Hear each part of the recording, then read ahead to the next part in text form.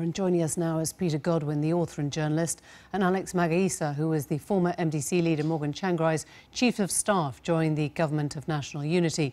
We did invite ZANU-PF on tonight's Newsnight. So far, we haven't heard back. But, gentlemen, very good to have you both. Peter, if I could just start with you, your sense of what's going on. People on the ground have sounded very positive about this set of elections. They have, but I'm worried that I've seen this movie before. There's always a lot of excitement around the MDC's performance at election time. They have big rallies. There's a lot of enthusiasm, and then as the count comes in, it kind of dribbles away. I think it was Stalin who said, "It's not who votes that counts; it's who counts the votes." Would you be prepared, though, to give ZANU-PF a fresh start? Could you reimagine them as a brand new party with a brand new leader? Personally, I'm afraid not. I just can't. I mean, when I was a very young reporter, one of my first big stories was the Maitlis land massacres, and that, as Alistair said, started in 1984, just really 3 or 4 years into independence. And for me, that was ZANU-PF's original sin. And they haven't apologized for it. They haven't allowed any reports to be published on it, any inquiries. And I think that sort of poisoned their bloodstream ever since. I think that ZANU-PF has always been much more interested in power than in democracy. And there's also the question of corruption. It's a very corrupt party. Its leadership is extremely corrupt. And Emmerson Mnangagwa himself is on the sanctions list because he's named in a United Nations report owing to his corruption when Zimbabwe was involved in the Congo. Alex, if I can come to you, this legacy of corruption is a difficult one, presumably for your party to get over. But Nelson Chamisa has said if he doesn't win, it will mean the elections weren't free and fair. Now, that's an impossible situation, isn't it? Well, this election has been marred already by the failure by the Zimbabwe Electoral Commission, which is the referee, to show a fair hand. They have demonstrated that they are openly partisan, that they bet for ZANU-PF. And so the opposition has been complaining so many issues, including the voters' roll, including transparency over the ballot papers, including the general administration of the electoral process, which has been abysmal. And some of the performance today during the voting process has shown that there was a high level of disorganization, which obviously doesn't give a lot of confidence.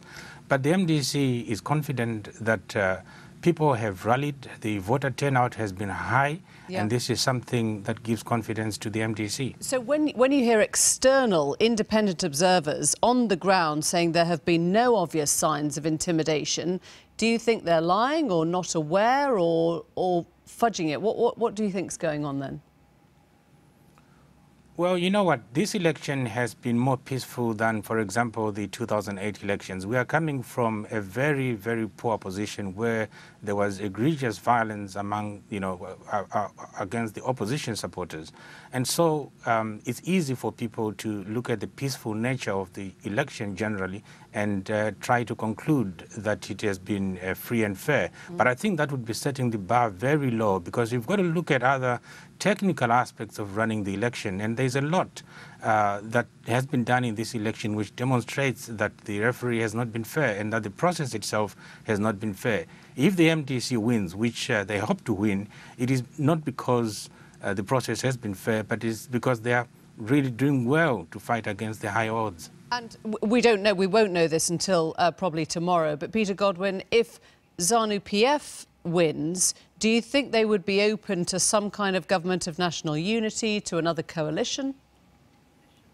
Well, I mean, that would certainly make sense. And of course, what may well happen is that neither candidate, neither Mnangagwa nor Nelson Chamisa, will get over the 50% threshold, and then that would lead to a runoff in September.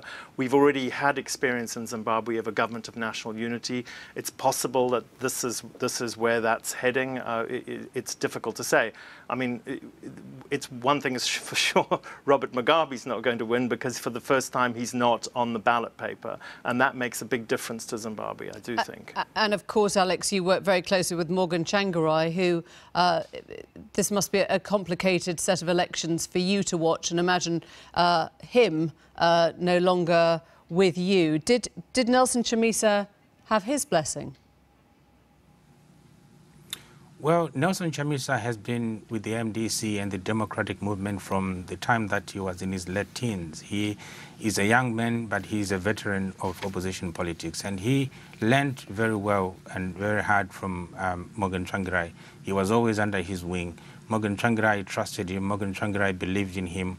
He allowed him to take positions which were critical. He appointed him as one of his core vice presidents in 2015, and Morgan Tsvangirai believed in Nelson Chamisa, and so a lot of people, as you have seen with the people who have come to support Nelson Chamisa and the MDC, he really managed to rejuvenate the party, to give a new hope, and the people who have come have demonstrated that. OK, gentlemen, thank you both very much indeed. Thanks for joining us here on Newsnight.